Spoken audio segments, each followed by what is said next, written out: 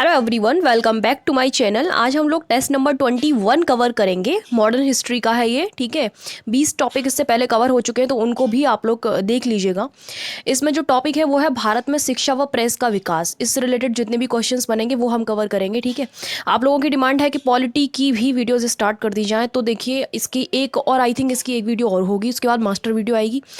और दूसरी चीज़, दो नहीं आ सकती है अभी क्योंकि मैं मास्टर वीडियो भी तैयार कर रही हूँ, केवल यही नहीं बना रही हूँ। और बाकी आप लोगों को टेंशन लेने की ज़रूरत नहीं है, जो भी एग्ज़ाम आएंगे तब तक हो जाएगा कवर सिलेबस, ठीक है। इंपॉर्टेंट सब्जेक्ट यही होते हैं, जैसे कि हिस्ट्री, ज्योग्राफी, पॉलिटी, एनवायरनमेंट, सबसे ज़्यादा इंपॉर्टेंट यही है। साइंस है उसको बाद में देख लेंगे।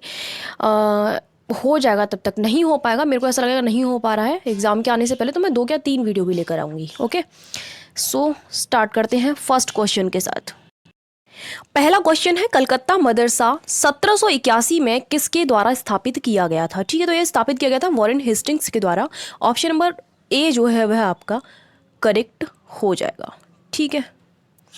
कलकत्ता मदरसा 1781 में वॉरेन हेस्टिंग्स द्वारा स्थापित किया गया था। भारत में अंग्रेजों द्वारा स्थापित यह प्रथम मदरसा था। प्रश्न याद रखना इस तरीके से भी आ सकता है कि पहला मदरसा कौन सा था, ठीक है। तो आपको केवल आंसर बताना होगा वहाँ पे।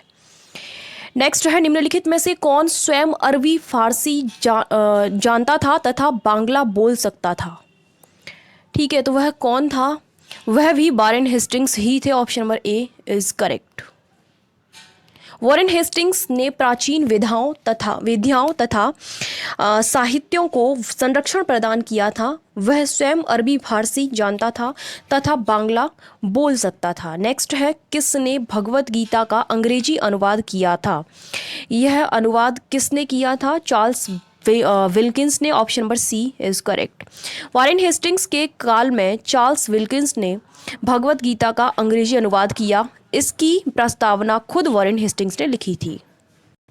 नेक्स्ट क्वेश्चन है, एशियाटिक सोसाइटी ऑफ बंगाल की स्थापना किसने की थी? तो इसकी स्थापना की थी सर विलियम जोन्स ने। Option number B is correct. Asiatic Society of Bengal की स्थापना 1784 में, ये भी याद रखना, वॉरेन हेस्टिंग्स के सहयोगी विलियम जोन्स ने की थी। नेक्स्ट जो क्वेश्चन है वो है, किसने सर विलियम जोन्स के पक्ष में एशियाटिक सोसाइटी की अध्यक्षता का प्रस्ताव स्वीकार कर दिया था? यह प्रस्ताव स्वीकार किया था वॉरेन हेस्टिंग्स ने। Option number A is correct. Warren Hastings ने सर विलियम जोन्स के पक्ष में एशियाटिक सोसाइटी की अध्यक्षता का प्रस्ताव अस्वीकार कर दिया था, ठीक है। अस्वीकार ही है, मैंने स्वीकार तो नहीं बोल दिया ऊपर। नेक्स्ट क्वेश्चन है, किसने कालिदास की प्रसिद्ध रचना अभिज्ञान शाकुंतलम का प्रथम बार अंग्रेजी में अनुवाद किया था? यह अनुवाद किया था सर विलियम जोन्स ने। Option number B is correct. Warren Hastings के काल में सर विलियम जोन्स ने कालिदास की प्रसिद्ध रचना अभिज्ञान शाकुंतलम का प्रथम बार अंग्रेजी अनुवाद किया था। यहाँ तो बात अनुवाद की हो रही है, लेकिन यह प्रश्न पूछा जाता है कि ये रचना किसकी है। बहुत बार पूछा जाता है वनडे एग्जाम में। नेक्स्ट है, संस्कृत कॉलेज जोनाथन डंकन के प्रयासों से कहाँ खोला गया था? यह खोला गया था बनारस में। Option number C is correct. Sanskrit college 1791 में बनारस में जोनाथन डंकन के प्रयासों से खोला गया था। यह पहला संस्कृत कॉलेज था। नेक्स्ट क्वेश्चन है, बनारस के बाद कहां पर संस्कृत कॉलेजों की स्थापना अंग्रेजों द्वारा कराई गई थी? तो यह स्थापना कराई गई थी कलकत्ता और आगरा दोनों जगहों पर। ऑप्शन नंबर सी करेक्ट हो जाएगा। बनारस के बाद फिर आगरा व कलकत्ता में भी संस्कृत कॉलेजों की स्थापना अंग्रेजों द्वारा कराई गई। नेक्स्ट है, किसके द्वारा कलकत्ता में फोर्ट विलियम कॉलेज की स्थापना की गई थी? बहुत ज्यादा इंपॉर्टेंट क्वेश्चन है। करेक्ट आंसर इसका लॉर्ड वेलेस्ली है। Option number C. 1800 में लॉर्ड वेलेस्ली द्वारा कंपनी के असैनिक अधिकारियों की शिक्षा हेतु कलकत्ता में फोर्ट विलियम कॉलेज की स्थापना की गई थी, लेकिन 1802 में इसे बंद ही कर दिया गया था। तो ये चीज़ भी पता होनी चाहिए। नेक्स्ट क्वेश्चन है, 1813 के चार्टर अधिनियम में भारत में शिक्षा के विकास हेतु प्रतिवर्ष कितने लाख रुपए के अनुदान का प्रावधान किया गया? ठीक है, तो ये प्रावधान किया गया था 1 लाख का। Option number A is correct. बहुत ज़्यादा इंपॉर्टेंट क्वेश्चन है, पीसीएस तक में पूछा गया है। वर्ष 1813 में ब्रिटेन की संसद द्वारा पारित चार्टर अधिनियम में भारत में शिक्षा के विकास हेतु प्रतिवर्ष 1 लाख रुपए के अनुदान का प्रावधान किया गया था। 1 लाख रुपए तो याद रहते हैं, ये चार्टर भूल जाते हैं क्योंकि वहाँ कंफ्यूज कर दिया जाता है 1833, 53 या फिर 13 इस तरीके से। तो याद रखना 13 है। नेक्स्ट क्वेश्चन है, कलकत्ता में हिंदू कॉलेज की स्थापना राजा राममोहन राय व किसके प्रयासों से हुई थी? ठीक है, तो यह स्थापना राजा राममोहन राय के साथ डेविड हेयर ने की थी, जो है सहायता, जो प्रयास किए थे। ऑप्शन नंबर डी करेक्ट हो जाएगा। कलकत्ता में हिंदू कॉलेज की स्थापना राजा राममोहन राय तथा डेविड हेयर के प्रयासों से 1817 में हुई थी। पाश्चात्य पद्धति पर उच्च शिक्षा देने वाला यह प्रथम कॉलेज था। ठीक है, सो करेक्ट आंसर आपका हो जाएगा डी। ओके, नेक्स्ट क्वेश्चन है, किसके कारण अंग्रेजी शिक्षा अधिनियम 1835 पारित किया गया था?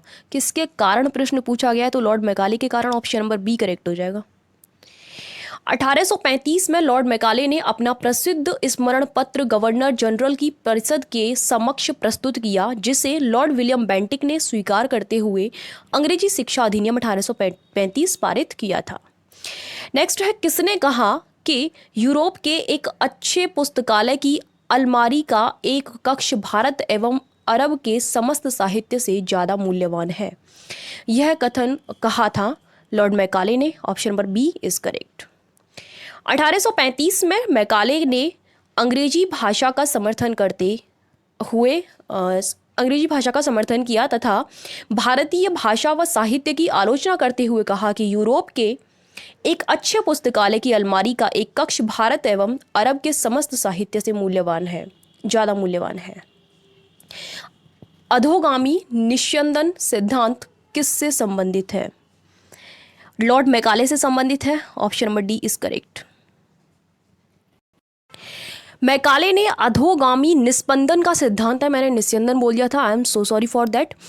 डाउनवर्ड फिल्ट्रेशन थ्योरी, ये जो सिद्धांत दिया था, जिसके तहत भारत के उच्च तथा मध्यम वर्ग के एक छोटे से हिस्से को शिक्षित करना था, ताकि एक ऐसा वर्ग तैयार हो जो रंग और खून से भारतीय हो, लेकिन विचारों और नैतिकता तथा बुद्धिमत्ता में वह ब्रिटिश हो। ठीक है, नेक्स्ट क्वेश्चन है, किसे भारतीय शिक्षा का मैग्ना कार्टा कहा जाता है? मोस्ट इंपॉर्टेंट क्वेश्चन है, ये तो पूछा भी गया है कई बार।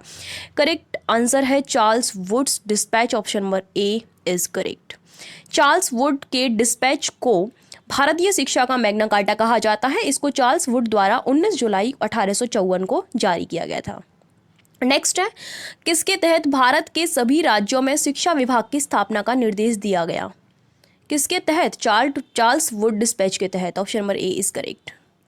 चार्ल्स वुड्स डिस्पैच के तहत भारत के सभी राज्यों में शिक्षा विभाग की स्थापना का निर्देश दिया गया। चार्ल्स वुड्स डिस्पैच के द्वारा तीनों प्रेसिडेंसी शहरों बम्बई, कलकत्ता और मद्रास में कब विश्वविद्यालय स्थापित किए गए? ये विश्वविद्यालय स्थापित किए गए 1857 में। चार्ल्स वुड्स डिस्पैच के द्वारा लंदन विश्वविद्यालय की तर्ज पर तीनों प्रेसिडेंसी शहरों यानी कि बम्बई, कलकत्ता और मद्रास में 1857 में विश्वविद्यालय स्थापित किए गए। किसके माध्यम से अधोगामी निस्पंदन के सिद्धांत का विरोध किया गया? विरोध किया गया था किसके माध्यम से? चार्ल्स वुड्स डिस्पैच के माध्यम से। Option number A is correct. Charles Wood's dispatch के माध्यम से अधोगामी निस्पंदन के सिद्धांत का विरोध किया गया। हंटर कमीशन का गठन कब किया गया था? हंटर कमीशन का गठन 1892 नहीं 1882। Option number C is correct. ठीक है, हंटर कमीशन का गठन 1882 में डब्ल्यू हंटर की अध्यक्षता में किया गया था। इसका कार्य सिर्फ प्राथमिक तथा माध्यमिक शिक्षा की समीक्षा करना था। इसका कार्य क्या था ये भी याद रखना, पूछ लिया जाता है कई बार कथन के रूप में। ओके, नेक्स्ट क्वेश्चन है, सर टॉमस रैले की अध्यक्षता में एक आयोग का गठन कब किया गया था? कब किया गया था? 1902 में। Option number D is correct. 1902 में सर टॉमस रैले की अध्यक्षता में एक आयोग का गठन किया गया था, जिसका उद्देश्य विश्वविद्यालयों की स्थिति का आकलन करना था। नेक्स्ट है, सर टॉमस रैले का संबंध निम्नलिखित में से किससे है? तो किससे है उनका संबंध? भारतीय विश्वविद्यालय अधिनियम से। Option number C is correct. Sir Thomas Raleigh की अध्यक्षता में गठित आयोग की सिफारिशों पर 1904 में भारतीय विश्वविद्यालय अधिनियम पारित किया गया था। तीनों ही फैक्ट इंपॉर्टेंट है, कब, क्या और किसके द्वारा। किसने भारतीय विश्वविद्यालय अधिनियम 1904 को राष्ट्रीय शिक्षा को पीछे की ओर ले जाने वाला अधिनियम की संज्ञा दी थी? यह संज्ञा किसने दी थी? गोपाल कृष्ण गोखले ने। Option number C is correct. Gopal Krishna Gokhale ने भारतीय विश्वविद्यालय अधिनियम 1904 को राष्ट्रीय शिक्षा को पीछे की ओर ले जाने वाला अधिनियम की संज्ञा दी थी, क्योंकि उद्देश्य साम्राज्यवाद को मजबूत करना था। नेक्स्ट, सैडलर विश्वविद्यालय आयोग का गठन कब किया गया? इसका गठन 1917 में। Option number A is correct. Sadler विश्वविद्यालय आयोग का गठन डॉक्टर M.E. सैडलर की अध्यक्षता में 1917 में किया गया था। इसका कार्य कलकत्ता विश्वविद्यालय की समस्याओं का आकलन करना था, लेकिन इसके सुझाव देश के सभी विश्वविद्यालयों पर लागू हुए। नेक्स्ट है, किसने 1904 के विश्वविद्यालय अधिनियम की कड़ी आलोचना की थी? ठीक है, तो यह आलोचना की थी सैडलर आयोग ने। Option number C is correct. Sadler आयोग ने 1904 के विश्वविद्यालय अधिनियम की कड़ी आलोचना की थी। नेक्स्ट है, हार्टोग समिति का संबंध किससे है? इस समिति का संबंध है शिक्षा से। ऑप्शन नंबर बी करेक्ट है। हार्टोग समिति का गठन हुआ था 1929 में। विभिन्न स्कूलों तथा कॉलेज द्वारा शिक्षा के मानकों का पालन न करने के कारण इसका गठन किया गया था तथा इसका कार्य शिक्षा के विकास पर रिपोर्ट तैयार करना था, मतलब रिलेटेड तो शिक्षा से ही था। नेक्स्ट है, मूल शिक्षा की वर्धा योजना का कायाकल्प कब हुआ था? इसका कायाकल्प हुआ था 1937 में। Option number B is correct. मूल शिक्षा की वर्धा योजना का कायाकल्प अक्टूबर 1937 में कांग्रेस के शिक्षा पर राष्ट्रीय सम्मेलन में किया गया, जिसका आयोजन वर्धा में हुआ था। नेक्स्ट क्वेश्चन है, राष्ट्रीय शिक्षा नीति बनाने के लिए किसकी अध्यक्षता में एक समिति का गठन किया गया था? ठीक है, तो इस समिति का गठन किया गया था जाकिर हुसैन की अध्यक्षता में। ऑप्शन नंबर डी जो है वह हमारा करेक्ट हो जाएगा। ओके, मूल शिक्षा की वर्धा योजना 1937 में राष्ट्रीय शिक्षा नीति बनाने के लिए जाकिर हुसैन की अध्यक्षता में एक समिति का गठन किया गया था। नेक्स्ट क्वेश्चन है, किसका उद्देश्य गतिविधियों के माध्यम से शिक्षा प्राप्त करना था? तो यह उद्देश्य था शिक्षा की वर्धा योजना का। Option number A is correct. मूल शिक्षा की वर्धा योजना का मूल उद्देश्य गतिविधियों के माध्यम से शिक्षा प्राप्त करना था। यह अवधारणा गांधी जी द्वारा हरिजन पत्र में प्रकाशित लेखों पर आधारित थी। नेक्स्ट क्वेश्चन है, बनारस हिंदू विश्वविद्यालय की स्थापना 1916 में किसने की थी? इंपॉर्टेंट क्वेश्चन है और इसकी स्थापना जो है की थी मदन मोहन मालवीय ने। Option number B is correct. Banaras Hindu विश्वविद्यालय की स्थापना 1916 में मदन मोहन मालवीय ने की थी, जो भारतीय विश्वविद्यालयों में धार्मिक शिक्षा के प्रबल समर्थक थे। इनके बारे में दो कथनों पर विचार कीजिए। इस तरीके से क्वेश्चन आ सकता है, वहां वो लिख देगा कि यह धार्मिक शिक्षा के प्रबल समर्थक थे या फिर इन्होंने समर्थन नहीं किया था, तो वहां पे आपको कंफ्यूजन हो जाएगा। तो ऐसे फैक्ट्स को भी याद रखा करिए। नेक्स्ट है, बनारस हिंदू विश्वविद्यालय का शिलान्यास किसके द्वारा किया गया था? इसका शिलान्यास किया गया था लॉर्ड हार्डिंग के द्वारा। Option number B is correct. Okay, Banaras Hindu विश्वविद्यालय का शिलान्यास वायसराय लॉर्ड हार्डिंग द्वारा किया गया था। इस विश्वविद्यालय को सर्वप्रथम केंद्रीय विश्वविद्यालय का दर्जा दिया गया था। नेक्स्ट क्वेश्चन है, राष्ट्रीय शिक्षा परिषद की स्थापना किसने की थी? राष्ट्रीय शिक्षा परिषद की स्थापना की थी सदगुरु दास बनर्जी ने। Option number D is correct. राष्ट्रीय शिक्षा परिषद की स्थापना 15 अगस्त 1906 को सदगुरु दास बनर्जी ने की थी। नेक्स्ट क्वेश्चन है, मेयो कॉलेज की स्थापना 1875 में कहां पर हुई थी? इसकी स्थापना हुई थी अजमेर में। Option number B is correct. Mayo college की स्थापना 1875 में अजमेर में हुई थी। नेक्स्ट क्वेश्चन है, पेरिस की रॉयल एशियाटिक सोसाइटी की सदस्यता किसको प्रदान की गई थी? इसकी जो सदस्यता प्रदान की गई थी माइकल मधुसूदन दत्त को। Option number A is correct. Okay, next question है, सॉरी इसका भी एक्सप्लेनेशन बाकी है। पेरिस की रॉयल एशियाटिक सोसाइटी की सदस्यता माइकल मधुसूदन दत्त को प्रदान की गई थी। नेक्स्ट क्वेश्चन है, डेक्कन एजुकेशन सोसाइटी की स्थापना मूलतः कहाँ हुई थी? इसकी स्थापना हुई थी पुणे में। Option number C is correct. Deccan education society की स्थापना मूलतः न्यू इंग्लिश स्कूल के नाम से 1884 में पुणे में हुई थी। बाल गंगाधर तिलक, वी.के. चिपलूनकर व M.V. नाम जोशी इसके संस्थापकों में प्रमुख थे।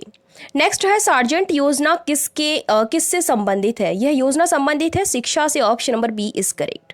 सार्जेंट योजना जो कि सर जॉन सार्जेंट सरकार के शैक्षिक सलाहकार थे, इस योजना का जो निर्माण किया था वर्ष 1944 में central advisory board of education ने किया था।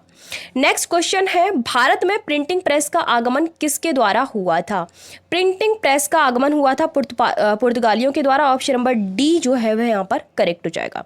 भारत में प्रिंटिंग प्रेस का आगमन पुर्तगालियों द्वारा हुआ था। आधुनिक भारत में प्रेस का आरंभ 1766 में विलियम बोल्ट्स द्वारा एक समाचार पत्र के प्रकाशन के साथ हुआ था। नेक्स्ट है, भारत का पहला समाचार पत्र कहाँ था? पहला समाचार पत्र कौन सा था? सॉरी, ठीक है, करेक्ट आंसर है the Bengal gazette. Option number B is correct. Most important question है, कई बार पूछा गया है। भारत का पहला समाचार पत्र जेम्स ऑगस्टन हिक्की ने 1780 में प्रकाशित किया था, जिसका नाम द बंगाल गजट था या कलकत्ता जनरल एडवर्टाइजर था। ठीक है, दोनों ही नाम याद रखने हैं। नेक्स्ट है, समाचार पत्रों का पत्रेक्षण अधिनियम किसके द्वारा लागू किया गया था? यह लागू किया गया था लॉर्ड वेलेस्ली के द्वारा। Option number C is correct. समाचार पत्रों का पत्रेक्षण अधिनियम या सेंसर अधिनियम लॉर्ड वेलेस्ली द्वारा 1799 में लागू किया गया था। इसके तहत यह प्रावधान था कि समाचार पत्र अपने मालिक संपादन मुद्रण का नाम स्पष्ट तौर पर समाचार पत्रों में छापें। नेक्स्ट क्वेश्चन है, किसने समाचार पत्रों का पत्रेक्षण अधिनियम रद्द कर दिया था? तो यह अधिनियम रद्द किया था वॉरेन हेस्टिंग्स ने। Option number A is correct. Lord Hastings के उदारवादी रवैये के कारण समाचार पत्रों का पत्रेक्षण अधिनियम 1818 में रद्द कर दिया गया था। नेक्स्ट है, किसने अनुज्ञप्ति नियम 1823 लागू किया था? यह लागू किया था जॉन एडम्स ने। Option number B is correct. 1823 में जॉन एडम्स के कार्यवाहक गवर्नर जनरल बनने के बाद भारतीय प्रेस पर पूर्ण नियंत्रण स्थापित करने हेतु इसने अनुज्ञप्ति नियम जारी किया था। नेक्स्ट क्वेश्चन है,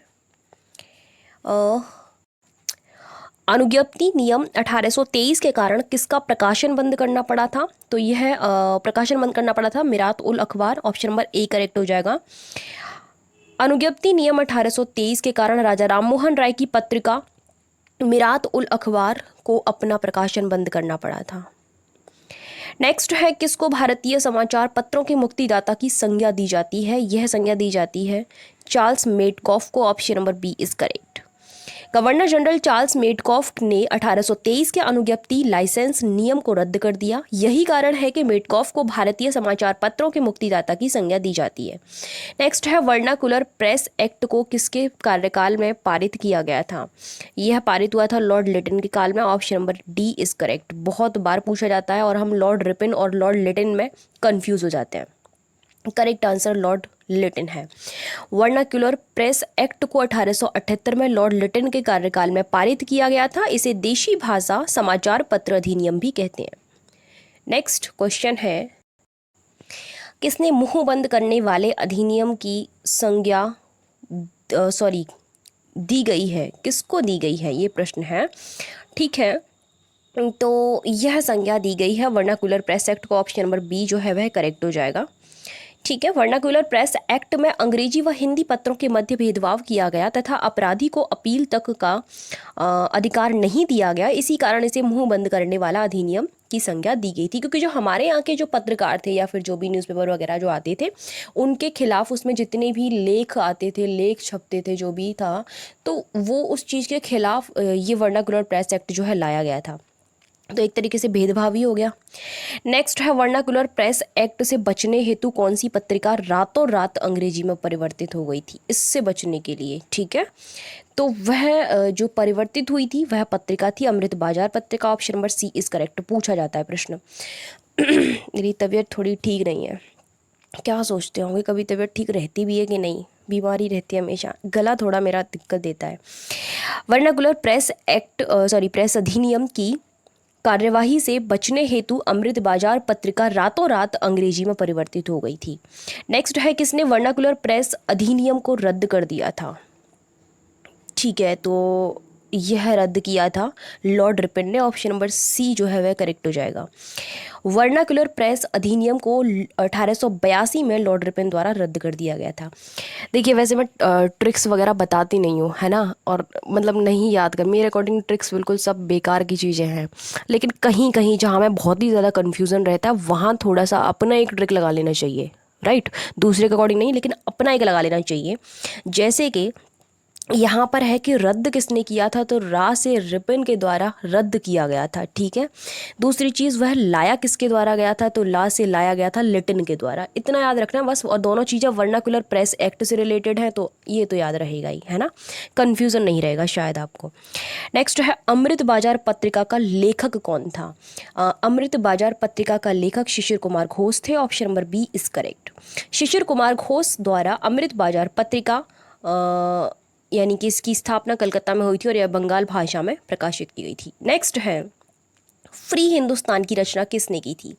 फ्री हिंदुस्तान की जो है रचना की थी तारकनाथ दास ने। ऑप्शन नंबर ए जो है करेक्ट हो जाएगा, ठीक है। कुछ यहाँ पर और नाम दिए गए हैं, जैसे फ्री हिंदुस्तान तारकनाथ दास द्वारा, नील दर्पण की रचना की गई थी दीनबंधु मित्र द्वारा, बहुत इंपॉर्टेंट है। बॉम्बे क्रॉनिकल की रचना की गई थी फिरोज शाह मेहता द्वारा, और द फिलोसॉफी ऑफ बम की रचना की गई थी भगवती चरण बोहरा द्वारा। नेक्स्ट है मदर इंडिया किसके द्वारा लिखी गई है। यह मदर इंडिया जो है वह लिखी गई है लेडी कैथरीन मेयो के द्वारा। Option number C is correct. इसके अलावा कुछ और पुस्तकें दी गई हैं। Mother India Lady Katherine Mayo के द्वारा, journey through the kingdom of Awadh in year 1849 to 50, यह WH स्लीमैन के द्वारा लिखी गई है। स्प्रिंगिंग टाइगर सुभाष चंद्र बोस की जो जीवनी है ये ह्यू टोये ने लिखी है। नेक्स्ट है जवाहरलाल नेहरू जो बायोग्राफी है वह फ्रैंक रॉबर्ट मॉरिस ने लिखी है। इंडिया डिवाइडेड राजेंद्र प्रसाद द्वारा, ठीक है। ओहो आंसर दिख गया। इंडियन मिरर के लेखक कौन है। इंडियन मिरर के लेखक जो है देवेंद्रनाथ टैगोर और मनमोहन घोष दोनों ही हैं। आंसर क्या हो जाएगा, सी। यहाँ पर कुछ और पुस्तकें दी गई हैं इंडियन मिरर के, तो ये दोनों हो ही गए, आपको बता ही दिए गए हैं। लीडर जो है इसके माध्यम से उदारवादी अपनी नीतियों का प्रचार करते थे, ये स्टेटमेंट के रूप में पूछा जा सकता है। मदन मोहन मालवीय ने लिखा है। एंड बंदी जीवन द रिवॉल्यूशनरी रे है शचींद्र नाथ सान्याल द्वारा, ठीक है। इसके अलावा कुछ और भी हैं। इंडिया विंस फ्रीडम अल हिलाल और गुब्बारे खातिर बहुत इंपॉर्टेंट है, सबसे ज़्यादा ये बहुत ज़्यादा इंपॉर्टेंट है, अबुल कलाम आज़ाद द्वारा। नेक्स्ट है poverty and un British rule in India, उसके बाद है रस्ट गुफ्तूर, ये दादा भाई नौरोजी के द्वारा है। रस्ट गुफ्तूर वॉइस ऑफ इंडिया, ये सारी जो है किसके द्वारा है, दादा भाई नौरोजी के द्वारा। नेक्स्ट है a nation in making Bengali, Surendranath Banerjee के द्वारा। नेक्स्ट क्वेश्चन है सोम प्रकाश की रचना किसने की थी। सोम प्रकाश की रचना की थी ईश्वर चंद्र विद्यासागर ने। Option number C is correct. इसके अलावा यहाँ पर कुछ और भी पुस्तकें दी गई हैं। सोम प्रकाश, इसमें नील आंदोलन में किसानों के हित का समर्थन किया गया था। ये पूछा जाता है कि इस पुस्तक में किस चीज़ का वर्णन किया उन्होंने, बहुत बार पूछा गया है, ठीक है। ईश्वरचंद्र विद्यासागर ने लिखा है बहुविवाह, और इसमें बाल्य विवाह हेर जो है दोस्त, ये भी इन्होंने ही लिखा है।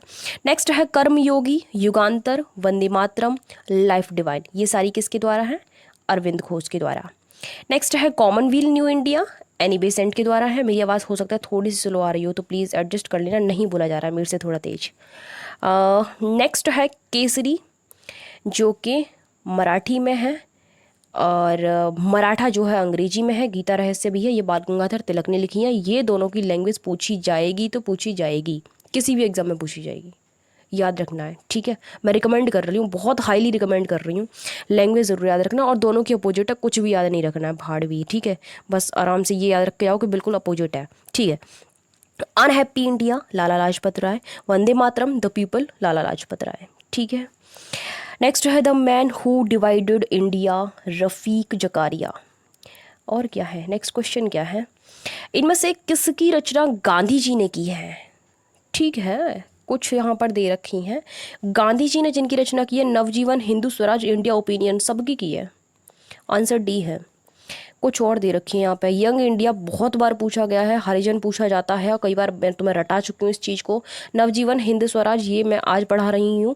India opinion, my experiment with truth, बहुत ज़्यादा महत्वपूर्ण है और गांधी जी के द्वारा हैं ये सारी। उसके बाद है गोखले, माय पॉलिटिकल ग्रुप, ये पूछी जाएगी, ठीक है, याद रखना। और यंग इंडिया वाली जो, वो भी पूछी जाएगी। नेक्स्ट है स्वदेश वाहिनी, रामकृष्ण पिल्ले के द्वारा, आनंद मठ और दुर्गेश नंदिनी बंकिम चंद्र चटर्जी के द्वारा, जिसमें से आनंद मठ पूछा जाएगा। The Indian struggle, Subhash Chandra Bose के द्वारा है। इंडियन अनरेस्ट, ये जो है वैलेंटाइन शिरोल के द्वारा है, पूछा जाता है। An introduction to the dreamland में, सॉरी ड्रीमलैंड ये एक है, ये भगत सिंह के द्वारा है। और मैं अनीश्वरवादी क्यों हूँ, ये, ठीक है। नेक्स्ट क्वेश्चन है ग्लिम्पसेस ऑफ वर्ल्ड हिस्ट्री के लेखक कौन हैं? तो इसके जो लेखक हैं वह जवाहरलाल नेहरू है। ऑप्शन नंबर सी करेक्ट हो जाएगा। यहाँ सारी बुक्स करा दी हैं एक्सप्लेनेशन में, कोई दिक्कत वाली बात नहीं है। सो पहली क्या है, glimpses of world history, the national Herald और कौमी आवाज़, discovery of India, Jawaharlal Nehru के द्वारा है। कौमी आवाज़ पूछी जाती है। नेक्स्ट क्वेश्चन है guilty man of India's partition, ये जो है राम मनोहर लोहिया के द्वारा। द व्हील ऑफ हिस्ट्री, ये भी इन्हीं के द्वारा है। तहजीब उल अखलाक, सैयद अहमद खां के द्वारा। गोरा और गीतांजलि, रविन्द्रनाथ टैगोर के द्वारा, ठीक है भाई। ये देखो, ये मैं बार बार तो रिपीट नहीं करूँगी, रटनी तो आपको ही पड़ेंगी। इसके अलावा है संघर्ष की ओर और प्रिजन डायरी, जयप्रकाश नारायण के द्वारा। The life of Mahatma Gandhi, Louis Fischer के द्वारा, ये भी पूछी जाती है। नेक्स्ट क्वेश्चन है इनमें से कौन सी पुस्तक सरोजनी नायडू द्वारा लिखी गई है? तो वह पुस्तक जो है द ब्रोकन विंग, इसके अलावा द गोल्डन थ्रेश होल्ड, इसके अलावा बर्ड ऑफ टाइम, सारी लिखी गई हैं। आंसर डी है। कुछ और पुस्तकें यहाँ पर दे रखी हैं, ये तीनों तो मैंने अभी बताई हैं, सरोजनी नायडू के द्वारा लिखी गई हैं। The passage to India, E.M. Forster के द्वारा। The socialist, S.A. डांगे के द्वारा। संध्या जो है वह ब्रह्म बांधव उपाध्याय के द्वारा, ठीक है। नेक्स्ट क्वेश्चन है, एक सेकेंड, बार बार खांसी के लिए मेरे को पॉज करना पड़ता है। नेक्स्ट है भारतीयों द्वारा अंग्रेजी भाषा में प्रकाशित प्रथम समाचार पत्र कौन सा था? वैसे तो आपने आंसर देख ही लिया है। Answer question, sorry answer question क्या बोल रही हूँ। ऑप्शंस यहाँ पर काफ़ी सारे दे रखे हैं, जैसे कि आपका है उत्तंड, मारतंड, द बंगाल गजट, और इसके अलावा है कोलकाता टाइम्स और हिंदू पैट्रियट। आंसर आपको पहले ही दिख गया था, क्या ही छुपाऊँ उसको मैं, बट कोई दिक्कत नहीं है। भारतीयों द्वारा अंग्रेजी भाषा में प्रकाशित प्रथम समाचार पत्र हिंदू पैट्रियट था। इसके संस्थापक हरीश चंद्र मुखर्जी थे।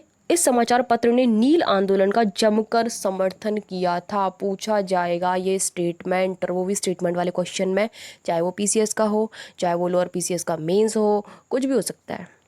नेक्स्ट क्वेश्चन है द इंडियन ओपिनियन पत्रिका के प्रथम संपादक कौन थे? क्या पूछ रहा है? सिर्फ संपादक नहीं पूछ रहा है, प्रथम संपादक कौन थे? तो वह मनसुख लाल नजर थे। आंसर आपका सी हो जाएगा। द इंडियन ओपिनियन पत्रिका को गांधी जी ने दक्षिण अफ्रीका में शुरू किया था। इसके प्रथम संपादक जो थे, वह हम गलत ना हो जाएं बस हम, मनसुख लाल नजर थे। और यह पत्रिका गुजराती, हिंदी, तमिल और अंग्रेजी में प्रकाशित होती थी। लैंग्वेज पूछी जाती है, याद रखनी पड़ेंगी। जो आज मैंने बताया है सच में पूछा जाता है, देख लेना एग्जाम में। छोटी सी इन्फॉर्मेशन दे देती हूँ पीडीएफ के लिए, अगर आप लोगों को नीड है तो साइट का लिंक वीडियो को डिस्क्रिप्शन बॉक्स में रखा है, वहाँ पर जाइए, विजिट कीजिए। सारे कोर्सेज़ की इन्फॉर्मेशन आप लोगों को मिल जाएगी, कुछ भी नहीं पूछना पड़ेगा, बहुत ईजीली। लेकिन नहीं जाना चाहते हो ना, ठीक है, इस नंबर पर कॉल या व्हाट्सएप कर सकते हो। Okay, so thank you so much for watching my video. मिलते हैं नेक्स्ट वीडियो में, तब तक ले आप लोग ख्याल रखिए अपना। मैं तो नहीं रख पाई, आप अपना ख्याल रखिए।